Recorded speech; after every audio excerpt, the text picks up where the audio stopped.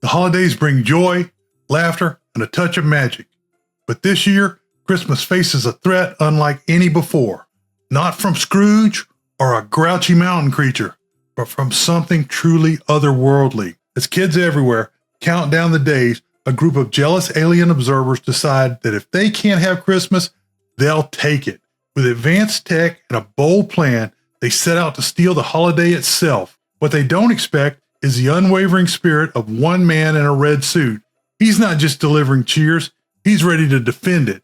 Can he save Christmas and show the invaders what the season really means? Or will the most wonderful time of the year vanish into the cold void of space?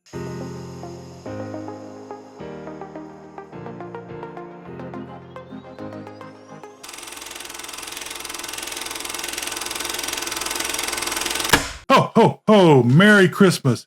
Happy Hanukkah, kicking Kwanzaa, and a Festivus for the rest of us. As a special Christmas treat, I'm remastering the fantastically bad Santa Claus Conquers the Martians 1964. And yes, I saw this movie in the theater. I hope everyone, regardless of faith or denomination, as well as those who do not identify with any, will enjoy. Before I get in too deeply, I need to make a couple of notes. The movie is also in public domain, so you get slightly different versions each time you view it. So don't be too put off if the summary doesn't match scene for scene. It's pretty hard to review a film where the first line of about 80% of the actors' bios state in the first line that they are best known for this stinker of a movie. But I will endeavor to persevere. That's a movie line I hope you got. For this movie, it seemed that they scavenged whomever they could get that was working on Broadway and hustled them over to an abandoned aircraft hangar on Long Island, where the entire movie was shot for around $200,000. This film has a 2.8 rating on imdb.com, and that's the lowest score I've seen. On RottenTomatoes.com, the film has a 25% on the tomato meter and a 27% audience approval. The critics' consensus on RottenTomatoes.com states, quote, "The endearingly cheesy Santa Claus Conquers the Martians might just be so naughty it's nice for viewers seeking a subcompetent sci-fi holiday adventure," unquote. Actors. John Call was cast in the role of the big man, the jolly elf himself, Santa Claus. And you know what? He did a pretty good job. Anyway, he looked the part. Call seems to have been around for a while, but he only did bit parts. He only made one more movie after this one. He had a 30-year career on Broadway, starring in 19 productions. Leonard Hicks played the role of Kimar, the head of the Martian Council. I don't know where they found this guy. He only had 3 credits, including this one. He also did a fair job as a concerned parent and an under siege leader. Vincent Beck plays the bad guy, Voldar. Before I talk about Beck, let's go over one thing about that name. Voldar was the bad guy. I'm thinking that lady from England, who writes thick books, may have chosen this name for her bad guy, the one who shall not be named, based on this movie. Beck went from a theater career to TV after this movie. His most well-known movie may be And Justice for All, 1979, with Al Pacino. Bill McCutcheon played the role of Dropo, the lazy, carefree Martian. McCutcheon had a round face and a droopy mouth that made for a very distinctive look. It turns out he was much more than a rubber-faced comedian. He was wounded in Italy during World War II. Following the war, he graduated from the University of Ohio. He was a member of several jazz bands and comedy trios until he began working on the New York stage in the 1950s. He had a successful career in television, in commercials, and in occasional movies. What is even more interesting is that he played Uncle Wally for 8 years on Sesame Street and appeared on the back of Mad Magazine twice as Adolf Schicklgruber, sometimes known as Adolf Hitler. I can't make this stuff up. Both our children, Victor Stiles as Billy and Donna Conforti as Betty, were child actors on Broadway, but neither had a film career afterwards. One of the 2 Martian children did a little better. The boy, Chris Month, who played Bomar, never acted in another film, but the other Martian child turned out to be Pia Zadora in her first role as the Martian girl, Girmar. In all, Pia had 14 movies and TV credits.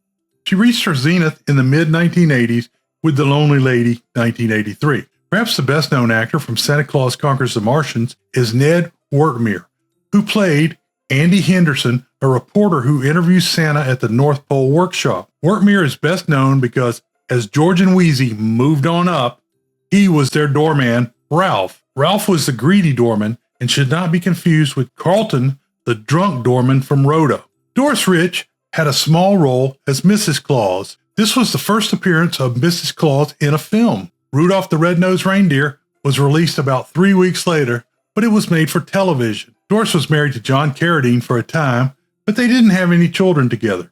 Carl Don was a Russian-born actor with 22 film and television credits. Nothing really big stands out. In this film, he played 2 roles, Chokim, the 800-year-old patriarch of Mars, and Von Green, a space scientist. You see what they did there with the name change from Von Braun, Brown, to Green to go with Mars's green men and remove the Nazi connotations. I don't know who Gene Lindsay is, and I don't know anything about him.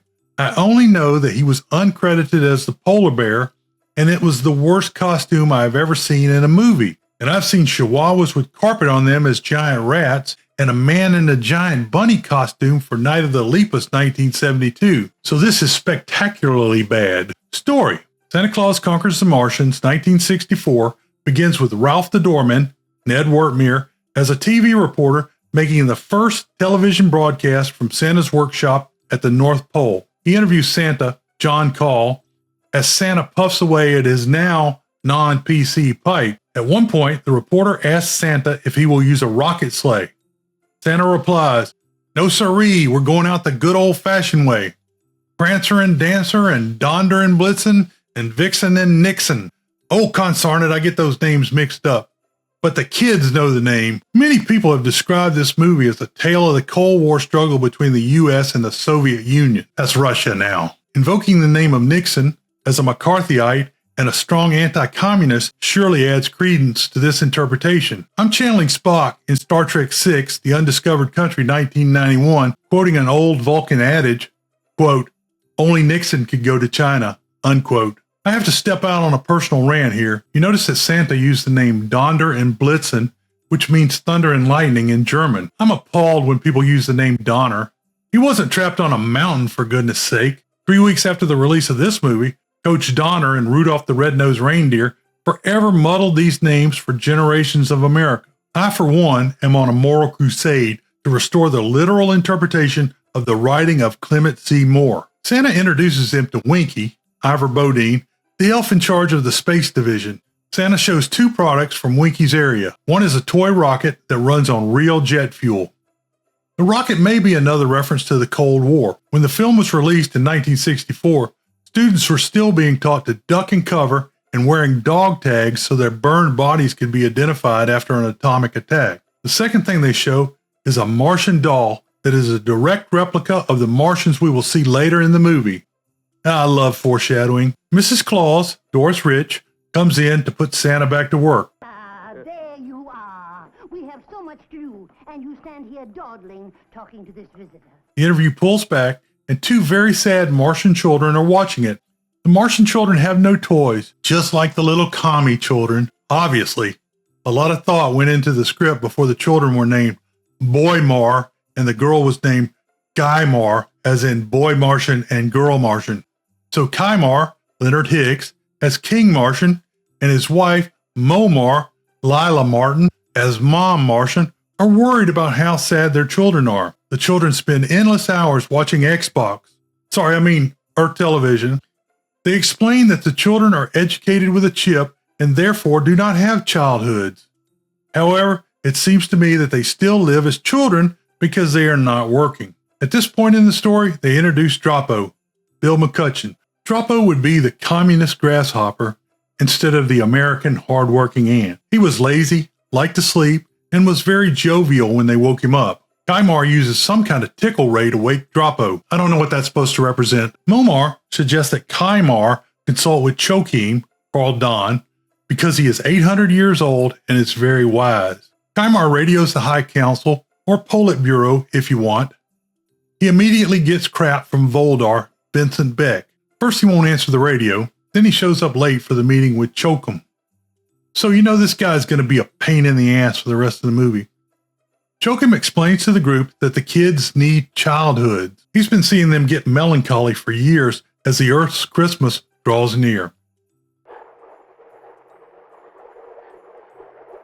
You called me, Kimar. We need your advice, McCutcheon. Something is wrong with our children. They eat not, they sleep not. Their only interest is watching meaningless Earth programs on the video. They decide that they must go to Earth and kidnap Santa Claus. Everyone agrees except Voldemort. Correction, Voldar. By the way, Voldar is darker than the other Martians and has a large, distinctive mustache, reminiscent of Joseph Stalin. The Martians jump into their spaceship, and apparently it takes 4 people to fly.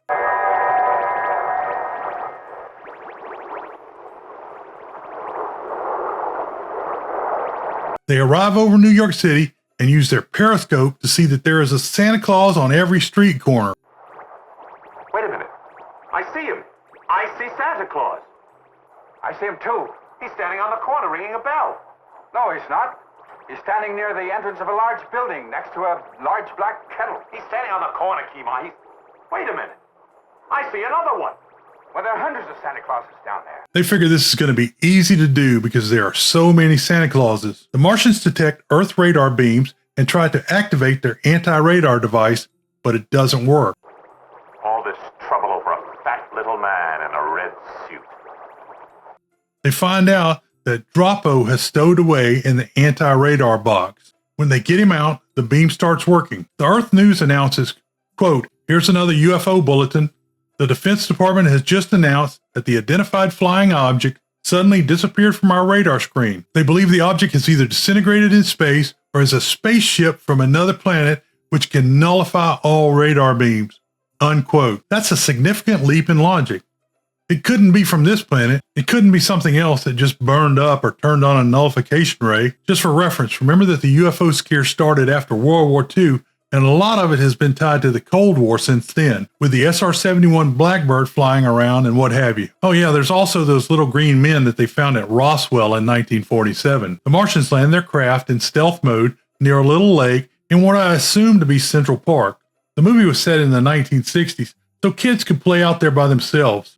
The Martians quickly run into Billy and his sister Betty. The 2 kids have heard the UFO reports, and I'm not really sure that they're that shocked when they see the Martians come over and start asking them questions about Santa. They immediately tell the Martians that the real Santa lives at the North Pole and all those others are just helpers. Talk about aiding and abetting. The Martians decide to kidnap the kids so no one will know who kidnapped Santa. It's not like the Earth people could do anything about it anyway. On the ship, the Martians place their hostages under the watchful eye of Dropo. Great plan. Superior being? I think not. The Martians land at the North Pole and the 4 leaders exit the spaceship to discuss their plan. During this time, Dropo takes the kids up and shows them the ship's control center, including the anti-radar device. When Voldar comes in, Dropo hides the kids in the anti-radar box. The children overhear the entire plan of how the Martians are going to kidnap Santa Claus and take the 2 children back to Mars with them. Later, the 2 Earth kids escape and try and make it to Santa's workshop to warn him. Since the children are not dressed as Arctic explorers, they quickly get into trouble and have to hide in a cave when they are attacked by a guy in a bad polar bear costume.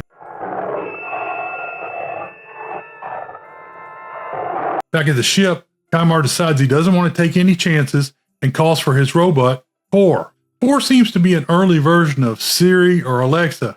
"Get out of the ship," I said. "Get out of the ship." I said, "Get out of the ship." No, I don't need a reminder to buy lettuce. Get out of the ship. Anyway, the robot is the slowest Tinker Toy model, and I don't see why it would be helpful. Tor finally catches the children and takes them back to the ship. Good work, Tog. Now destroy them. Crush them. Crush them, Tog. Do as I say. The Martians go to Santa's workshop, where they decide to surround the building and send the robot in after Santa. The 3 Martians and a robot all immediately go in the front door. Tor breaks through the front door in pre-classic Bumble or Kool-Aid style.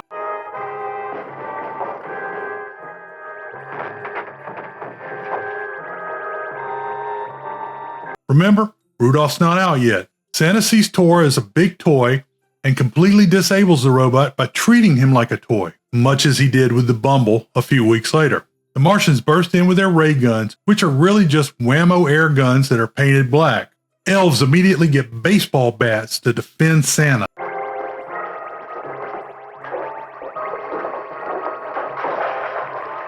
can't come in here. No. That's how I want my boys to roll. The Martians use the ray gun to freeze the elves, and when Mrs. Claus comes out, they freeze her as well. The Martians take Santa to the ship and imprison him with the Earth children. Billy has already disabled the anti-radar machine. On Earth, Mrs. Claus reports that the Martians definitely took Santa. The United Nations goes into an all-night session, and NASA launches a rescue attempt, but the Martians are able to fix their anti-radar and evade. Dr. Von Green says all the American astronauts want to go after those Martian monkeys. Mr. Von Green, what is the space agency doing about this? Well, we have mobilized all the men and equipment in our Starshot project. And we have rushed our astronauts into an intensive program for the final phase of their training. Now our Starshot ship is supposed to undergo 6 months of test flights. But we are going to forget about the testing and go after those Martian monkeys. On the way to Mars, everyone is getting into the Christmas spirit except Voldar. He tries to blast Santa and the two Earth kids out of the airlock as if they were Cylon clones. Santa uses his magic to help everyone escape through an air vent, saving their lives. The Martians lock Voldar up for attempted Santicide. When they land on Mars, they find that Voldar has escaped and left Dropo in the cell in his place. On Mars, Santa meets the two Martian children, and they're immediately taken with him. They all have a ho-ho-ho giggle fest. Kimar sets up a factory for Santa that is fully automated, so they don't need the elves to make toys. Dropo, the two Earth children, and the two Martian children begin working in the factory. Santa is not happy with his new role once he realizes he will never get to go back to the Earth. Read baseball back. Read baseball. Bats.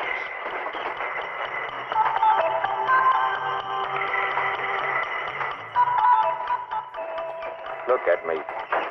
Santa Claus, the great toy maker. Pressing buttons. That's automation for you. The two Martian kids grow happier and happier, while the two Earth kids fall into a sullen funk. Momar wants to send them back to Earth, but her husband refuses. Dropo debows the Santa suit and uses a pillow for the belly. He goes to the workshop. At the same time, the three bad Martians show up. They sabotage the wiring and kidnap Dropo, thinking he is the real Santa. The green skin is somehow not a giveaway.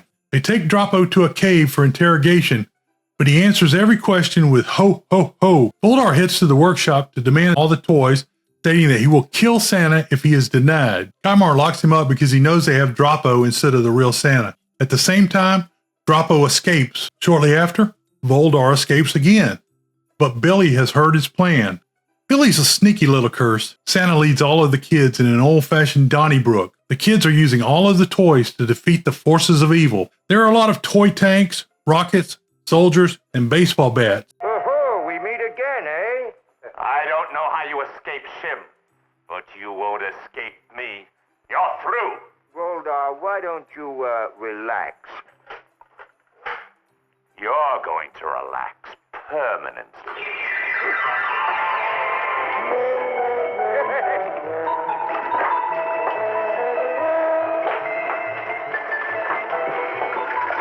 Dropo shows up and Kimar saves him and stops the attack on the now beaten Voldar. Dropo starts ho-hoing and they decide he is the Martian Santa. They all say their goodbyes. Dropo Claus comes in and cheers the Martians as Santa. I wish you and yours the very best of everything. Ho, ho, ho! Merry Christmas, everybody! Dropo Claus is here! Ho, ho, ho!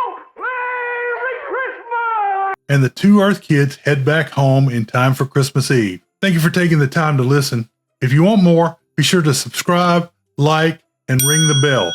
You can support the show by using any of the affiliate links in the description. Conclusion: as he watches Santa making toys on Mars, one of the Martians is amazed by a, quote, coiled spring that walks downstairs, unquote. The Slinky toy was invented in 1943 and was first sold in late 1945. The Slinky was sold for $1 each by a family-owned business. It is interesting to note, and appropriate to today's film, that the Slinky was used to create laser beam sound effects by striking the end and recording the resonance. Based on an extensive television advertising campaign, the Slinky had a resurgence in the early 1960s. World famous short summary: America's greatest capitalist, Santa Claus, defeats the commies/Martians.